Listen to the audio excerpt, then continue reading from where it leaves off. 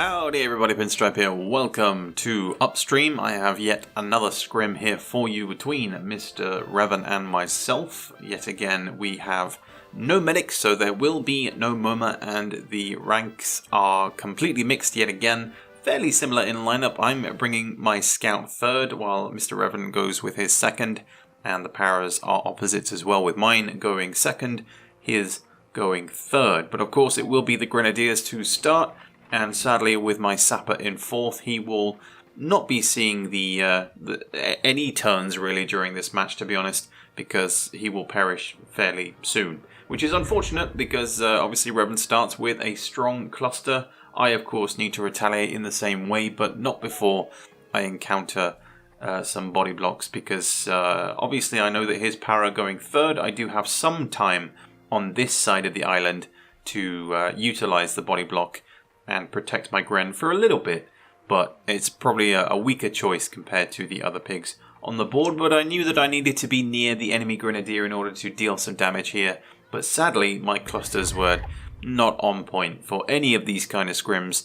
Fairly poor clusters across the board. So with Upstream, it is kind of a very subtle map. For those of you that are of keen eyes, you will know that this is, of course, Mission 1. Iconic in my eyes, to be honest, because the high ground, the low ground, the split between grass and desert, and the very strange physics that we'll see fairly shortly. But speaking of physics, there is a small skip here that you can get onto the high ground, gain access to the rocket launcher crate, which thankfully Revan messes up, but not before gaining himself the double of the poison. So both my pigs starting off not too healthy. And I think, well, you know, the obvious choice here is to retaliate with a simple jetpack, but the game had other ideas, as you'll see here, right? So I position myself to the left, and we get a nice funky bounce. You see that when the pig is sort of colliding with like the corner or something? It has been showcased before in the Discord, and it is fairly common with the jetpack combined with the pillbox. You'll see it on Mission 25, or just generally any map that has a pillbox. You can actually bounce off it. Weird things will happen, so unfortunately for me, a completely wasted turn because the bazooka, as you'll notice, doesn't make it to the target. My main thinking throughout this entire first 5 turns is primarily on the Grenadier, because the cluster just didn't hit the mark. Therefore, everybody else then needs to clean up the Grenadier's mess onto Revan's Gren. And as I mentioned, the pairing up here between my own Gren and my sapper is just devastating for my engineer, because it's game over for him, buddy. Like, he took that full cluster to the face. Therefore, the jetpack and wombo combo with the bazooka are going to seal his fate. And even though it is overshot, it is deliberate because it keeps them together, deals the extra damage onto my Gren, and the sapper perishes. Of course, if there was MoMA involved, the reversal would be coming up, but sadly, it is not going to be the case. And even though I have the scout closer, I guess his starting point was closer to the enemy Grenadier, I decided to try and get the double on both the enemy sapper and gunner in this corner. You've seen me do it before in the league. I am fairly confident with hitting those doubles, and of course the big piece of advice here that I can give is just to keep an eye on the mini-map. Any instance that you see where you can gain a double hit with the poison is a must. If there is no medic on the board, if there's no methods of healing, if you've determined that there is no way that the enemy can kind of retaliate or heal themselves from that poison, then try and hit those doubles wherever you can, or at least get some practice in, as we're doing here. But of course, shrapnels are going to be a key part of this match, as you'll see throughout the entirety of this gameplay, because they do come back to haunt me. But thankfully I get away with just the 50 on my scout for the time being.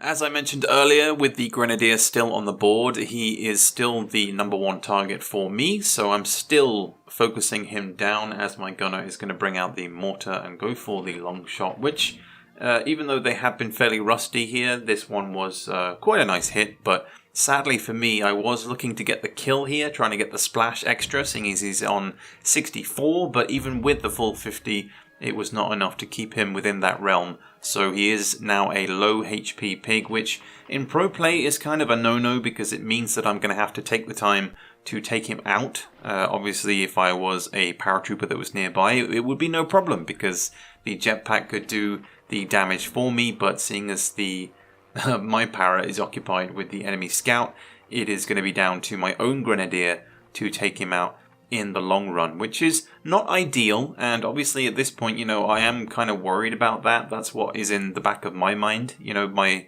grenadier is kind of a 2v1 in that corner, but keeping Revan's turn order in mind, I know that the sapper is going fourth, so there's no point getting the body block there on the paratrooper. It is very, very tempting to throw a cluster onto the para, get his health down, but it makes more sense to prolong the life of my own grenadier by keeping a body block here with the enemy sapper, and then using that long range of the grenade launcher, the precious grenade launcher. I've gone from hating this weapon to praising it as much as I possibly can, because those long shots that you can get in on low HP pigs are perfect in combination with the body block. So although I lost my own sapper, it is Revan's Gren who falls first, and mine is maintained with the body block. I know that he's going to take damage when it is the enemy sapper's turn. That I'm kind of ready for, but in the short term, it was probably the best method of killing the Gren while maintaining mine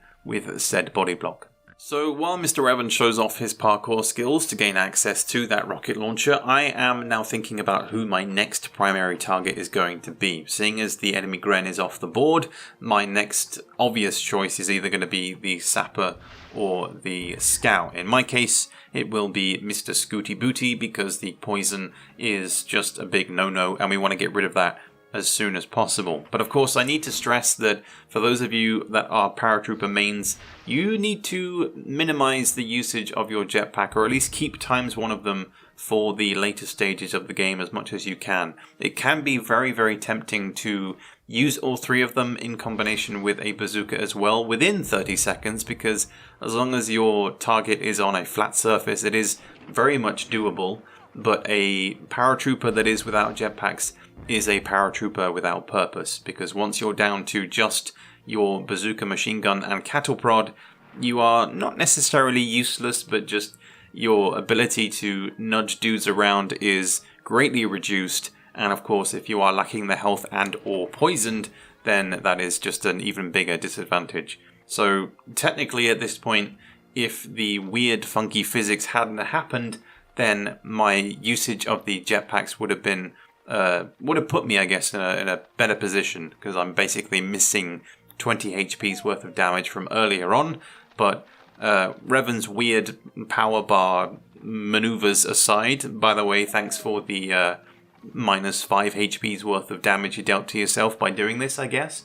I have to commend his final shot, though. Just based on the time limit, spinning around and getting the hit on my gunner, it is impressive, but I wouldn't call it worth it when you think about the long run of the damage that you deal to yourself. Like, it's cool, but unnecessarily cool. But I guess that describes Revan in a nutshell, right?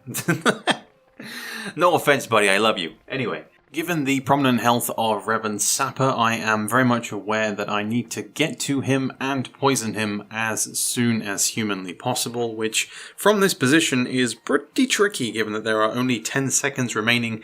I am maybe a little bit indecisive here as well, because I'm trying to factor in where is a decent position, given that I'm now surrounded by water. I was trying to go for some kind of body block, scout on scout action, some Sosa, but we do get the poison away, and now of course Revan's forces are kind of split across the entirety of this map, and my Grenadier is still alive. And this is what I was saying about prolonging my Grenadier's lifespan, in that in keeping him on the board and not doing anything rash with him, I still keep him as sort of the primary target. Just because of the firepower that the Grenadier possesses, he is still primary target number 1 for Revan, or at least he kind of has to be, in order for me to not utilize a cluster bomb. Because if I can, and if I am able to use my Grenadier for a final turn, then I will be looking to inflict as much damage onto the enemy sapper as I can, bearing in mind that he is still on 135 HP,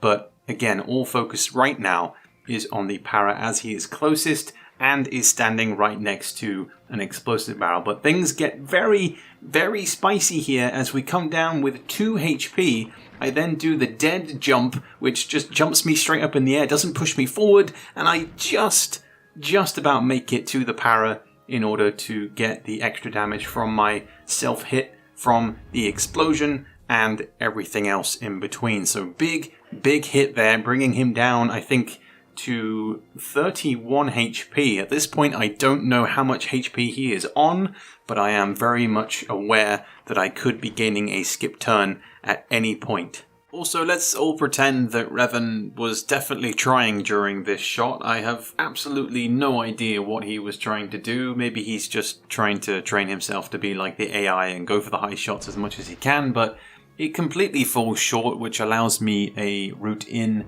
to do the usual with the body block in combination with my Grenadier, who really should be dead at this point. Let's pretend that Revan skipped a turn or something and now my Gren is still alive. So with that in mind, I am going to take the opportunity to deal said damage onto the sapper, which will hopefully level the playing field so long as I can get it on target as I inch myself forward.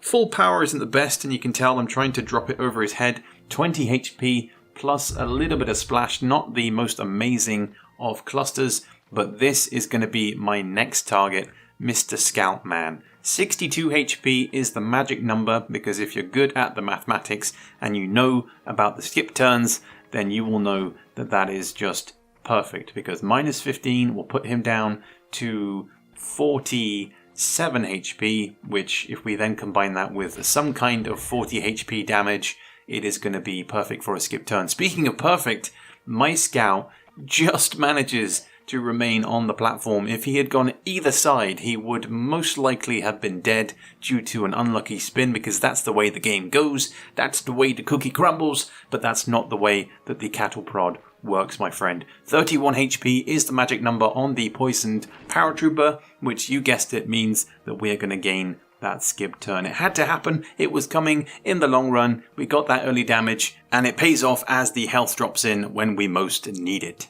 So as the paratrooper falls, our attention now turns to that health crate, because I cannot stress enough the importance of collecting resources where possible. The more that you can take away from your opponent is going to just be the best outcome ever, because if you leave health alone, it just gives the opportunity for the enemy to remove any poisons that you put upon them. In this case, it was completely pointless in a way, or at least it maybe felt that way, because I collected it, but then I had to remove it anyway, given that I was on that magic number of 24, so I had to reduce myself back down to 13 at this point, so I've actually lost health by collecting a health crate. How does that work? But we just manage to scrape the poison onto the Scout, so that makes him now vulnerable for the skip turn. He is down to that 47 magic number, and don't forget that I definitely have a para who is going to collect the sniper rifle, and in doing so, that is then going to later on allow me to gain that skip. And with Revan having to focus down my Grenadier because he didn't earlier because of the weird ass shot, it means that again I have a little foothold in this match still to collect more health here, remove the poison from my para, back up to 80 something, having taken water damage, which is completely fine.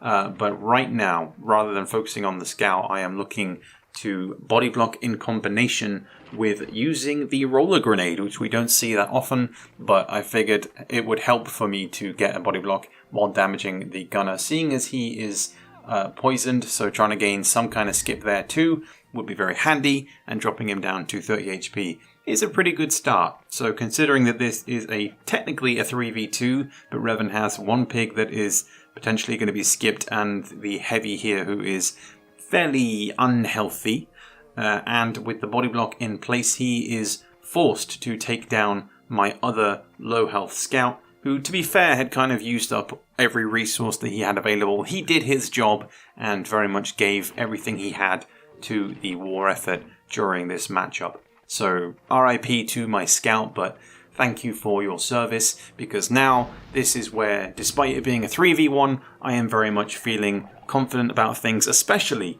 when Revan deals extra damage onto himself. 16 HP means that I need 6 head jumps to gain a second skip turn, but right now I'm going to be ignoring the enemy sapper and going straight for the scout. The sniper rifle, I am very lucky to have collected that earlier on, because if I was using any other weapon here, I could use the bazooka or the roller grenade, but that kind of risks pushing them in a particular direction that maybe I don't want to. But I actually got even more lucky here, because as you'll notice, I push him a little bit too fast and he almost falls in the water. And so as the skip turn falls, my attention now turns to the gunner. 6 head jumps are required in these next 30 seconds, and I manage 5 of them in the next 15 seconds or so, which, to be fair, is not terrible. But the main thing I'm trying to do here is, of course, put pressure on Revan to deal with his low health pig, who might gain a skip, which, if he does, will basically seal the win for me. So I'm trying to make it so that he plays his next hand as to what he is going to do, how he's going to deal with that kind of situation, and I get a little bit lucky as well by gaining a small amount of splash onto the sapper as well from the bazooka. So he now has less health on paper than my paratrooper, so technically I am in the driving seat. I have the advantage, and as you probably scoped there from Revan's inventory, he has the final shrapnel remaining. Now, to many players this will seem fairly unfair, where you've fought so hard and suddenly it all comes down to a final shrapnel shot, but it didn't bother me. In all honesty, this in a lot of ways felt like payback for the group stage match that me and Revan played in the season of the league, where I did exactly this, but from a slightly higher angle, as my para flies into the water, drowns, and that is it for this game. Hope you guys enjoyed. It was a roller coaster ride of a match, and let me know your thoughts on everything in the comments below. Peace.